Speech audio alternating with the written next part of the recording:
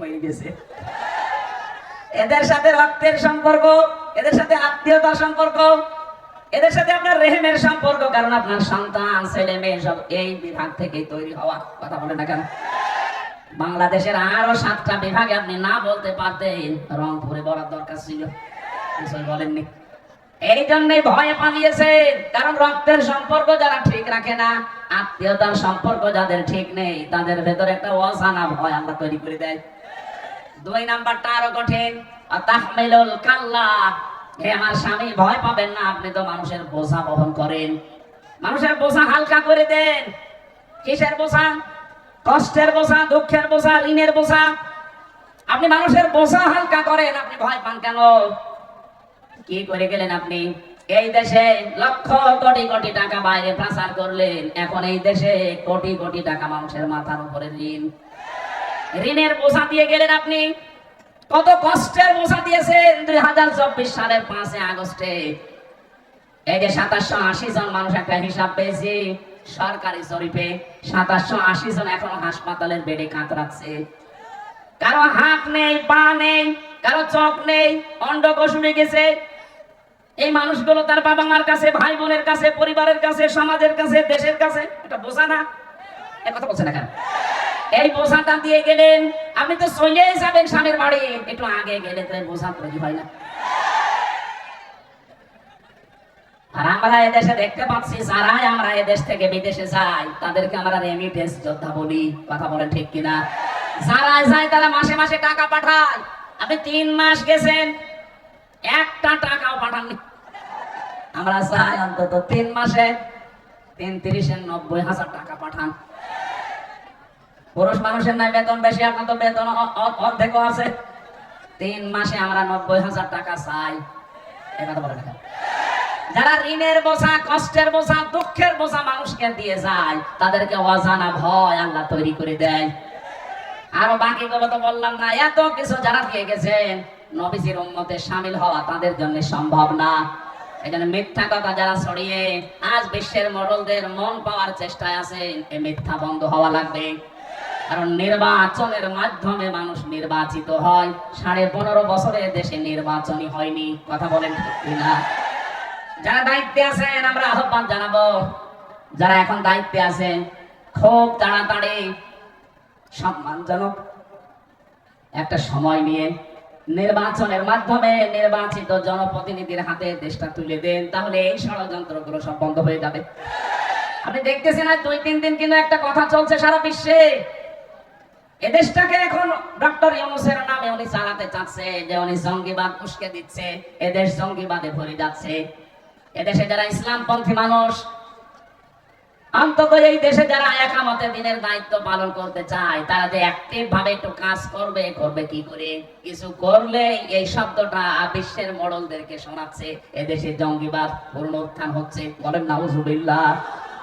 মিথ্যা এই ধোঁয়াটা তুলে কাউন্টার টেররিজম একটা ইউনিট বানিয়ে বাংলার বহু মানুষকে আপনি জীবন থেকে, দুনিয়া থেকে বিদায় করে দিয়েছেন।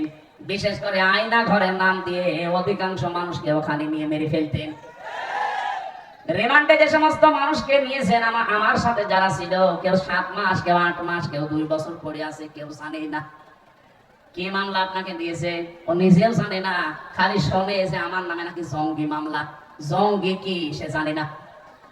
বাংলাদেশে নাটকটা তৈরি করার মূল কারিগর যারা ছিল, যাদেরকে দিয়ে এটা তৈরি করার চেষ্টা চালিয়েছিল, তারা কিন্তু আমাদের এই পাশের দাদা বাবুরা। ওইটা এখন আর বিশ্ব খাচ্ছে না। এই ভাঙা ঢোলা কতদিন বাঁচাবেন? এদের মিথ্যার অবসান দরকার। যেগুলো মিথ্যা ছড়াচ্ছেন, আশা করছি সামনে কেউ যেন আর মিথ্যা ছড়িয়ে এদেশকে টালমাটাল করতে না পারে। বলেন আমিন। কোরআনে কারীম যারা শুনতে এসেছেন, এই 2টা এখন আমার মনে হচ্ছে আপনি মেনে নিয়েছেন। শুনছেন, চুপ থাকবেন। এখন আমি যারা বলতে আসি, যারা আমরা যা 4 জন এসেছি বলার জন্য, আমাদের দায়িত্ব কি?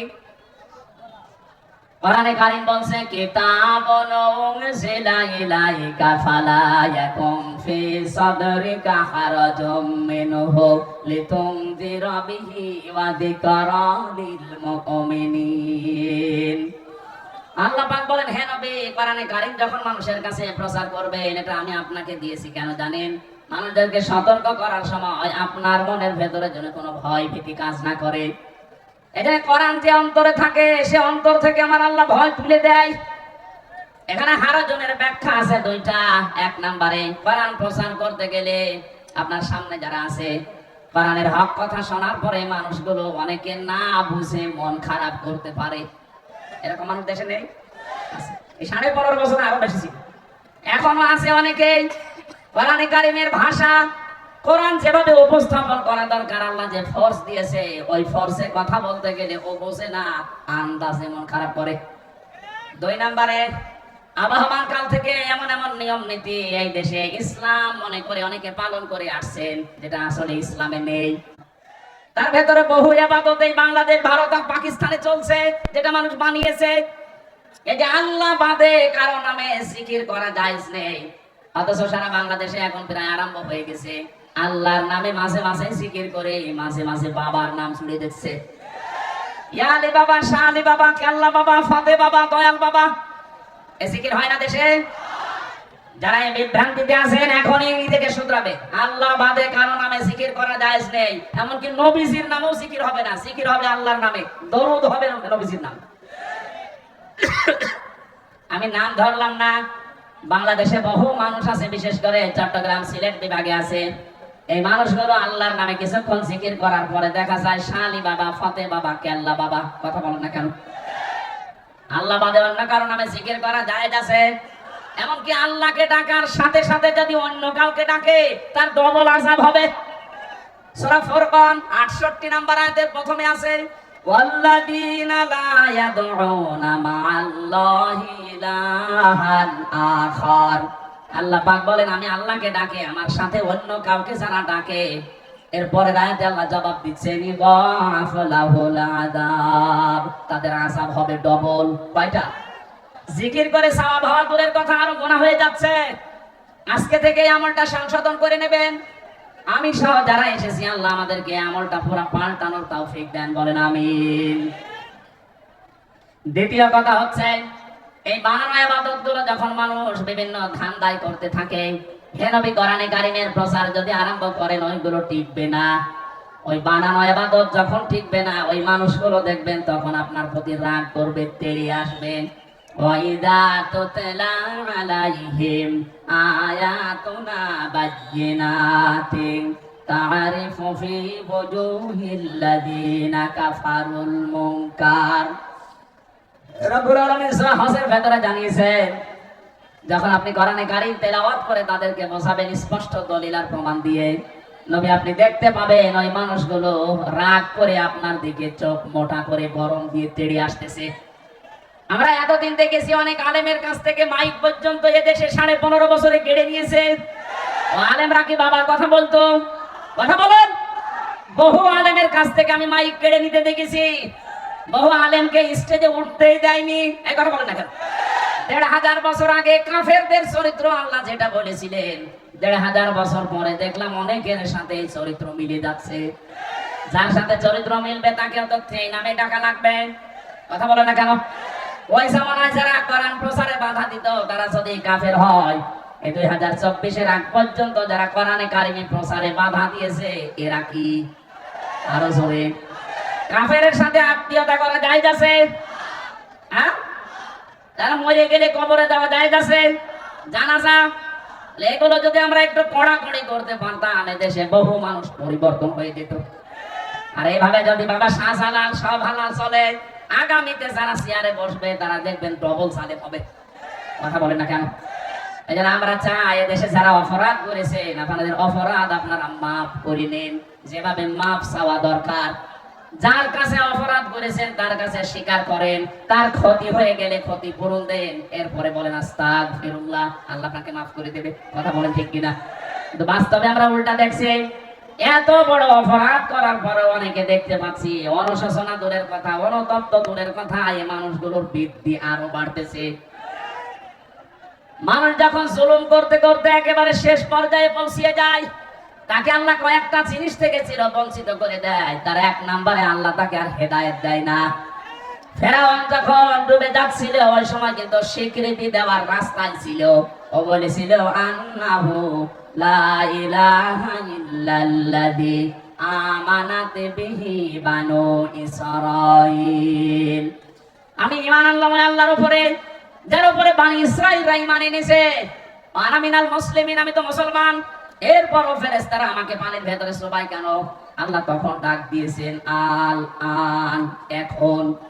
আকাদা শয়তান ক্বাবলু ওয়া কুনতা মিনাল মুফসিদিন, এর আগে তুমি সবচাইতে বড় সন্ত্রাসী, ফ্যাসাদকারী, ফ্যাসিস্ট ছিলে। এর আগে সবচাইতে বড় জুলুমবাজ ছিলে। তোমার কারণে আমার হাজারো বান্দা শান্তিতে থাকতে পারে নাই। আমার মনে হয় হাজার হাজার বছর আগে ফেরাউন জুলুম করার কারণে যেমন হেদায়েত থেকে বঞ্চিত হয়ে গেছে, 2024-এর আগ পর্যন্ত যারা জুলুম করেছে, যারা সরাসরি জড়িত ছিল, তাদেরকেও আমার আল্লাহ হেদায়েত থেকে বঞ্চিত করে দিচ্ছে। এত চেষ্টা চালাচ্ছে মানুষ, এত কিছু বলছে না, তার পরিবর্তন নেই। আবু জাহেল যেদিন বদরের ময়দানে যাবে, ওদিন কাবার গিলাফ ধরে বলেছিল, কাবার মালিক তুমি একজন আসো, আমি জানি মুহাম্মদের বিরুদ্ধে যাচ্ছি যুদ্ধ করার জন্য বদরে, সত্যের পক্ষে যে আছে তাকে তুমি বিজয় দিও। ওর দোয়া আল্লাহ কবুল করে নিয়েছে, কারণ ও তো সত্যের পক্ষে ছিল না। ওই ময়দানে যাওয়ার পরে যখন ওকে হযরতে আব্দুল্লাহ বিন মাসউদ বুকের উপরে ওঠার পরে ছুরি চালিয়েছে, তখন জিজ্ঞাসা করেছে, মানান তাকে তুমি? হযরতে আব্দুল্লাহ বিন মাসউদ ওই সময় জবাব দিয়েছিলেন, আমি ইবনে মাসউদ। ওকে ডাক দিয়ে বলছে, দেখো তুমি আমার গলা যখন পোঁছ দেবে ছুরি দিয়ে একটু বড় করে কাটবে, কারণ মানুষ যেন দেখে বুঝতে পারে যে এটা নেতার মাথা। জোরে বলেন নাউজুবিল্লাহ। ১৫০০ বছর আগে আবু সাহেব বিদায় নিয়েছে, কিন্তু তার প্রেতাত্মা এখনো পর্যন্ত বিভিন্ন দেশে ঘুরতেছে। এখনো অনেকে এত অপমান হওয়ার পরেও ওর দেখেন তেজ কমছে না। কথা বলে ঠিক কিনা? এই যে কালামানিক কালকে দেখলাম কলার পাতায় আল্লাহ শুয়েছে, বিচি উড়ে গেছে, লজ্জা ছিল, এরপর হাসতেছে। আমার তো মনে হচ্ছে ১৫০০ বছর আগের ইতিহাস পড়ার পরে আবু জাহেলের সাথে অনেকের জীবন মিলে যাচ্ছে। এই মানুষগুলোকে আল্লাহ হেদায়েত দেবে না, এই মানুষগুলোর অনুশোচনা নেই, অনুতপ্ত হওয়ার কোনো কিছু আমরা দেখতে পাচ্ছি না। কথা বলেন ঠিক কিনা? হাজারো নিরীহ মানুষকে বিচারের এই চেয়ারে বসে অবিচারের মাধ্যমে দুনিয়ার জীবন থেকে বিদায় দিয়েছে। কথা বলেন ঠিক কিনা? এই জন্য যারা জুলুম করেন, জুলুম থেকে যদি অব্যাহতি পেতে চান, আল্লাহর মামলার আসামি আপনি, যদি এই কেস থেকে মুক্ত হতে চান, যার কাছে অপরাধ করেছেন, জুলুম করেছেন, তার কাছে ক্ষমা চাবেন, আর তার ক্ষতি করে থাকলে ক্ষতিপূরণ দেবেন। কথা বলেন না কেন? আমার জীবন থেকে 3টা বছর আপনি কেড়ে নিলেন, আমার বাবার লক্ষ লক্ষ টাকা আপনি হাতিয়ে নিয়েছেন এই মিথ্যা মামলার মাধ্যমে। আমি চাই আমার মামলার আয়ু থেকে একেবারে টপ টু বটম যারা জড়িত, তারাও 3 বছর জেলে থাকবে আমার মতো, আর আমাকে ওই লক্ষ লক্ষ টাকা ক্ষতিপূরণ ফিরিয়ে দেবে। নাই তো শুধু আস্তাগফিরুল্লাহ পড়বেন আর আপনার মাফ হয়ে যাবে। এতে আমি কি ঘাস কাটছি? আমার মতো হাজারো হামজা এই কথা বলতে কেন? এই জন্য আমরা আপনাকে বাঁচাতে চাই। আপনি এই বিভ্রান্তিতে পড়ে শুধু আস্তাগফিরুল্লাহ পড়ে চলে যাবেন না। অপরাধ যার কাছে, স্বীকার করবেন তার কাছে। আরো জোরে বলেন। দিনের বেলা যদি লজ্জা করে, রাতের বেলা যাবেন, যে বলবেন ভাই আমার ভুল হয়ে গেছে, যে কোনো কায়দায় আমি অপরাধ করেছিলাম, আমারে মাফ করে দেন। আরে 15.5 বছরে যে ক্ষতি আপনার করেছি, আমি ক্ষতিপূরণ দিয়ে দিলাম, আপনি নেন। আপনার আমার মনে হয় এইভাবে যদি সারা বাংলাদেশে ক্ষমা শুরু হয়, অনেক মানুষ আমরা বেঁচে যাব। আর আগামীতে যদি কাউ জেলে চেয়ারে বসতে চায়, তারা এই চিন্তা ভাবনা করে বসবে, না ভাই জুলুম করা যাবে না। কথা বলেন ঠিক কিনা? আল্লাহ আমাদেরকে বুঝ দেন, বলেন আমিন। কোরআনে কারীম থেকে একটা আয়াত পড়েছি, ডক্টর হাবিব ভাই পড়েছে 78 নম্বর আয়াত, আমি পড়েছি 77 নম্বর আয়াত, সূরা হজ। আল্লাহ রাব্বুল আলামিন শুধু ঈমানদারকে এখানে ডাক দিয়েছেন, কোন বেঈমান আজকের আলোচনায় নেই। এইজন্য যদি বেঈমান এখানে থাকেন, আপনি চলে যান, ওই যে চলে যাচ্ছে, কারণ বেঈমানের জন্য আজকের আলোচনা না, আজকের আলোচনা ঈমানদারের জন্য। এই বেঈমান তাড়াতাড়ি বের করে দিন, চলে যান ভাই, চলে যান। আবার বসে যাচ্ছে মানে বসেন, কথা শোনা লাগবে, বসেন। ঠিক আছে বসেন, বসেন, আপনি বসেন, সমাধান পরে করি। লালমনিরহাট বাসে খুব খেয়াল করে শুনবেন আয়াতটা। আমি জানি এটা পরিচিত আয়াত, আপনি এর ভেতর থেকে কিছু তথ্য আজকে বাড়ি নিয়ে যাবেন। আল্লাহ রাব্বুল আলামিন ডাক দিচ্ছেন, ইয়া আইয়ুহাল্লাযীনা আমানু, ওহে যারা ঈমানের দাবি করো। এ দাবি আমাদের আছে না নেই? এই কথা বলছেন, এ দাবি আমাদের আছে না নেই? আমরা কি ইমানদার না বেঈমান? আপনার ইমান আছে কিনা আগে এটা পরীক্ষা করেন, তারপরে চলে যাবেন। যদি ইমান না থাকে চলে যাবেন, কারণ আজকের আলোচনায় আপনি নেই। এখানে আল্লাহ শুধুমাত্র ডাক দিয়েছে ইমানদার না বেঈমান। আরো জোরে বলেন। নবীদের কাছে সাহাবী প্রশ্ন করছেন, হে নবী, আমার যে ঈমান আছে আমি টের পাবো কি করে? নবীজি বললেন, ইদা সাররাতকা হাসানাতুকা ওয়া সাআতকা সাইয়্যাতুকা ফা আনতা মুমিন। মুসলিম শরীফের ভেতরে আছে। নবীজি বললেন, যখন তোমার ভালো কাজগুলো তোমাকে আনন্দ দেবে, অন্যায় কাজ করলে তোমার ভেতর থেকে একটা বাধা আসবে। অন্যায় কাজ করলে তোমার অন্তর থেকে একটা বাধা আসবে। ফা আনতা মুমিন, তখন বুঝবে তোমার ঈমান আছে। আজ আমরা অনেকে এমন আছি, ভালো কাজ সবার কাছে ভালো লাগে না, অন্যায় কাজ দেখলেও সবার কাছে অন্যায় মনে হয় না। কথা বলেন ঠিক কিনা? এই আয়না ঘরের সাথে যারা জড়িত ছিল, এটা কি অন্যায়? কথা বলেন, আরো জোরে বলেন। আপনি কি বাস্তব বুঝতেছেন? একটা মানুষ কবরের মতো জায়গায় 8 বছর 10 বছর 14 বছর পড়ে আছে, এখন কি দিন না রাত সে জানে না, কোন মাস জানে না, কোন বছর জানে না। এরকম একটা ভয়ঙ্কর জায়গায় আপনি রাখলেন তাকে, এটা জানতেন যে আছে। এই খারাপ কাজ দেখার পর আপনার ভেতর থেকে কোনো বাধা আসে নাই। আপনি হজ 14 বার করে করবেন কি, আর 25 বার করে করবেন কি? আপনার তো ঈমান নেই, আপনি বেঈমান। বলেন।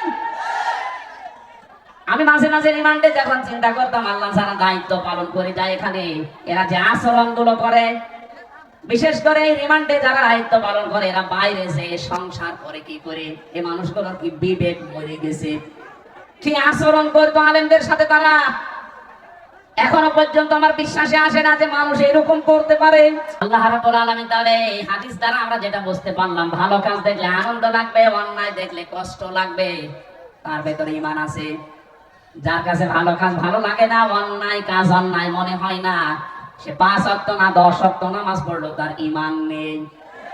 তাহলে এখানে যদি ওইরকম কেউ থাকে, চলে যান বলছি, না বলতে চলে যাচ্ছে, যান চলে যান। তাহলে ঈমানদারকে আল্লাহ যখন ডাক দেন, 90 জায়গায় আছে একটা কোরআনে কারিমে। আল্লাহ রাব্বুল আলামিন যখন ঈমানদারকে ডাকেন, তখন তার কুদরতের হাত এভাবে গোছা করে ডাকেন, ইয়া আইয়ুহাল্লাযীনা আমানু। জোরে বলেন আল্লাহু আকবার। আল্লাহ এখানে 4টা আদেশ দিয়েছে। যদি সফল হতে চাও জীবনে, সফলতার স্বর্ণশিখরে পৌঁছাতে চাও, প্রথম নাম্বারে জীবনে এই কাজটা করো, ইরকাউ, রুকু করো, ওয়াসজুদু, সিজদা করো। এই যে রুকু আর সিজদা শব্দ দুইটা শুনতে যত ছোট মনে হচ্ছে, প্র্যাকটিক্যাল লাইফে সেট করা অত সহজ না। এই যে রুকু সিজদা কি সহজ না কঠিন? না, আসলেই কঠিন কাজ। কোরআনে কারীম জানিয়েছে, ওয়া ইন্নাহা লাকাবীরাতুন ইল্লা আলাল খাশিঈন। এই যে রুকু সিজদার যে নামাজ, এই নামাজটা কিন্তু বড় কঠিন কাজ, ভারী কাজ। তাদের জন্য ভারী না যে মানুষগুলো আল্লাহকে ভয় করে। আল্লাযীনা ইয়াযুন্নুনা আন্নাহুম মুলাকু রাব্বিহিম ওয়া আন্নাহুম ইলাইহি রাজিউন। যারা এই বিশ্বাস করে যে কিয়ামতে আমাকে দাঁড়ানো লাগবে আল্লাহর সামনে, ফিরে যাওয়া লাগবে তার কাছে, আল্লাহর কাছে দাঁড়াতে গেলে সর্বপ্রথম হিসাব নেওয়া হবে রুকু সিজদার। কথা বলেন ঠিক কিনা? আউয়ালু মা ইউহাসাবু বিহিল আবদু ইয়াওমাল কিয়ামাতিস সালাহ। কিয়ামতের সর্বপ্রথম আপনার হিসাব হবে কিসের? আরো জোরে বলেন। সাহাবারা এই কথা শোনার পরে তারা এত গুরুত্ব দিয়েছেন সালাতের, নামাজের। আমি একজন সাহাবীর জীবনী পড়েছি, হযরতে আব্দুল্লাহ আনসারী রাদিয়াল্লাহু তাআলা আনহু। এত গরিব মানুষ ছিল, নবীজি যেই দিন বলেছিলেন যে জামাতে হাজির হয়ে নামাজ পড়ো, ওয়াকিমুস সালাতা ওয়া আতুজ যাকাতা ওয়ারকাউ মা'আর রাকিবিন। নামাজ কায়েম করো, সম্পদ থাকলে যাকাত দাও, আর রুকুকারীদের সাথে রুকু করো, তার মানে জামাতে হাজির হয়ে নামাজ পড়ো। সাহাবী এটা শোনার পরে ওই দিন থেকে তিনি বাস্তবে আয়াতটা সেট করেছিলেন। স্বামী স্ত্রীর মাত্র 2 জনের মিলে একখানা কাপড় ছিল, সদর ঢাকার মতো। স্ত্রীকে গর্ভের ভেতরে রেখে উনি নামাজে যায়, নামাজ শেষ করে ফরজ তাড়াতাড়ি বাড়িতে চলে আসে। হযরত ওমর একদিন নালিশ দিলেন, হে রাসূল, এই আব্দুল্লাহ আনসারী এ মুনাফিক মনে হয়, কেন আসে সবার পেছনে, ফরজ নামাজ হয়ে গেলেই দৌড় দিয়ে চলে যায়। বিশ্ব নবী বললেন, না, আন্দাজে ধারণা করবা না, কারণ মানুষের মনের খবর জানে কে? আরো জোরে বলেন। বাংলাদেশে আমরা এখন অনেক বিষয় একটু গভীরে চিন্তা করলে দেখেন, যে মানুষগুলোকে আজ আকীদা খারাপ আকীদা খারাপ আকীদা খারাপ বলে এই যে 1000 বছর থেকে ফতোয়া দিয়ে আসতেছেন, আমার তো মনে হয় কমপক্ষে 70-80 বছর এই গুণগান চলছে এই দেশে। জিকিরটা আমাদের এই সমস্ত খুলনা, রাজশাহী, নওগাঁ, এই রংপুর, এই 3টা বিভাগে খুব কম, এগুলো চলছে বেশি সিলেট বিভাগে। এরা বড় বড় বিশাল বিশাল আয়োজন করে এরা মানুষের আকীদার ভুল ধরে, সামনাসামনি যেটা দেখা যায় ওইটার ভুল ধরে না। ছেলেটা স্কুলে যেতে চাচ্ছে না, মা জিজ্ঞাসা করছে কি হয়েছে, বলছে আমার গায়ে জ্বর। ওই এদিকে আয়, গায়ে হাত দিয়ে দেখে না ঠান্ডা, ওর তো জ্বর নেই। বলছে মা জ্বর নেই তাতে কি, আমার মাথা কেমন কেমন ব্যথা লাগছে। কই দেখি মাথা ব্যথা হলে এইদিকে তো একটা রগ একটু ফুলে থাকে, এই ঠিক আছে, মাথা ব্যথা না। এবার বলছে মা আমার আর একটা সমস্যা আছে। কি? আমার পেটের ভেতরে ব্যথা করছে, এমন একটা জায়গার নাম বলেছে সেটা দেখানো যায় না। কথা বলে না কেন? আপনি আকীদা খারাপ আকীদা খারাপ আকীদা খারাপ জিকির করছেন কত বছর, এমন একটা জিনিসের নাম বলে যেটা দেখানো যায় না। আকীদা যদি এদের খারাপ হবে একটা বারের জন্য চিন্তা করেন না কোনোদিন। এরা কত সুযোগ সুবিধা পাওয়ার কথা ছিল, সেদিন মামুনুল হক ভাই যশোরে বলছিলেন আল্লামা শহীদ দেলাওয়ার হোসেন সাইদি রহমতুল্লাহ আলাইহি তাকে বহু অফার দেওয়া হয়েছিল, তিনি সবগুলোকে দোপায়ে মারিয়ে বলেছেন না ফাঁসির দড়ি, তারপরও আমি ওই দিকে যাব না। আপনি একটা বারের জন্য একটু দড়ির কাছে জানতো, বাস্তবতা অত সহজ না। একটু দড়ির কাছে গিয়ে বলেন তো, হ্যাঁ আপনার আকীদা কত নম্বরে আছে আমি দেখবো। 76 জন আলেম আমার সাথে ছিল এক জায়গায়, 76 জন। আমি মনে হয় সবার ছোট, এত বড় বড় মুরব্বী মুরব্বী আলেম আমার দাদা বাবার বয়সী। দেখতাম নিজেরা হতাশ হয়ে পেরেশানে অস্থির হয়ে কাঁদতো, অথচ যাদের আকীদা ঠিক নেই বলা হয় তাদের সাথে তো আমি ছিলাম। এই মানুষগুলোর হতাশা অস্থিরতা এগুলো একদিনের জন্য দেখিনি। এদের যোগাযোগ বিচ্ছিন্ন